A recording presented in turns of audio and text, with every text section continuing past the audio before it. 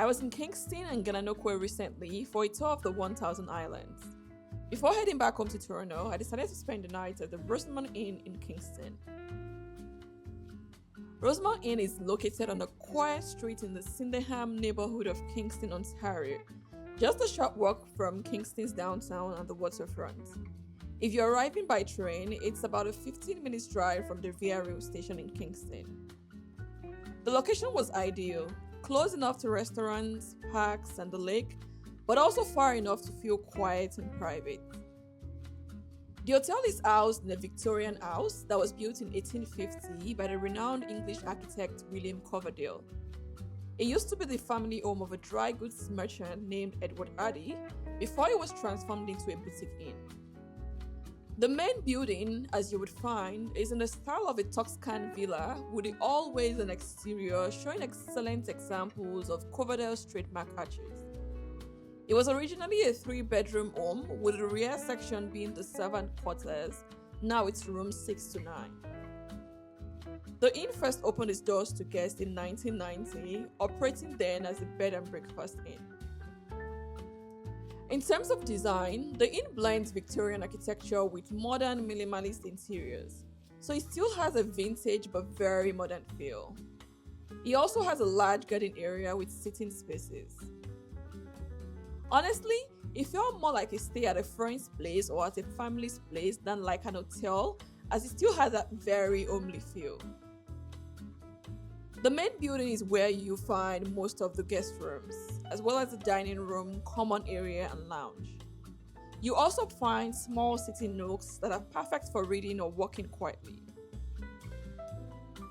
Behind the main building is the coach house. It's a separate building that has more private suites. This used to be the carriage house, but now houses the Edward Suite and the Queen Studio.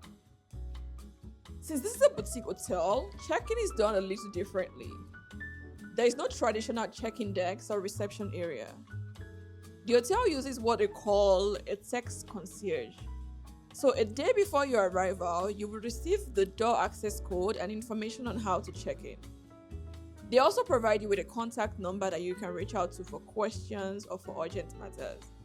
So think more Airbnb style than traditional hotel. Once you walk in, you step into the foyer. On a table in the landing area, you'll find an envelope with your name and room number, which would also have your room key in it. The same table has freshly made cookies, which I think is an awesome welcome treat. This first level of the house is also where the lounge and the dining room is located. A few guest rooms are also located on this floor. This was actually my second time staying at this hotel. During my last visit to Kingston earlier in the year, I stayed in the Queen Classic room on the first floor of the main building. I managed to dig up some clips to show you what the room looked like. The room was compact but full of character. Tall windows, soft neutral tones, and a comfortable queen-size bed with crisp linen. The bathroom, though small, was well optimized with good toiletries and a rainfall shower. I also had a private balcony which overlooked the garden area. This time around, I was in the premium queen room on the second floor of the main building. Compared to the Queen Classic room, the premium room felt more like an upgrade in both space and design. However, the bathroom size, in my opinion, was still similar to that of the Queen Classic. I understand that it's an older house, so not much expansion or structural changes can be done to increase the size of the bathrooms. The layout here was more open with an additional dressing and relaxing space and a fireplace as well. I also had a private balcony here. Both times I've stayed at this hotel, the weather has been quite chilly, so I never really got to enjoy the balcony. The highlight for me was definitely the tower room. Inside the room, there's a steep staircase that takes you up to the third floor, where you'll find this cozy reading and writing nook. It feels like the perfect spot for a writer, or really anyone that just wants a quiet place to focus. Honestly, it was such a pleasant surprise. I had no idea that this space existed until I got here.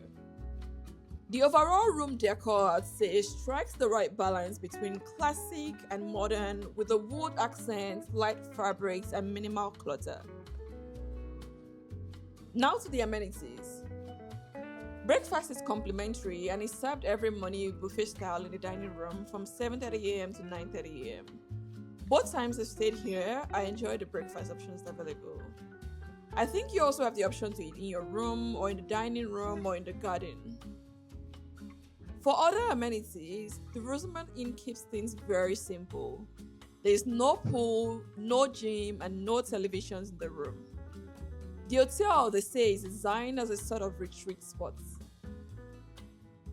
Parking is free at the hotel, although with limited spaces available, but there's also free parking available on the streets. Since this is a boutique property, it's not part of a large loyalty program, so you don't earn traditional points. I think it would be a good idea for boutique hotels to consider some sort of rewards program, especially for repeat stays. Prices vary by season, but for my first stay earlier in the spring, the Queen Classic room was $326 for the night. And then in the fall, the Premium Queen room was $248 for a night. I must mention that I initially paid for the Queen Studio room located in the coach house, but I think there was an issue with the room on that day, so I was upgraded to the Premium Queen. So prices may vary if you're looking to book the Premium Queen. Comparing to other hotels in the area like Hochelaga Inn, Smith Hotel, Marriott's Hotel by the waterfront, I think this was a good deal. Would I stay here again? Absolutely. I think considering the location, the service quality, and the fact that breakfast is included, I'd say it offers great value, especially if you're looking for a quiet getaway in Kingston. If you stayed here before, let me know what your experience was. As always, don't forget to like, share, and subscribe for more travel guides, hotel reviews, and cost breakdowns across Canada. Thanks, and see you soon.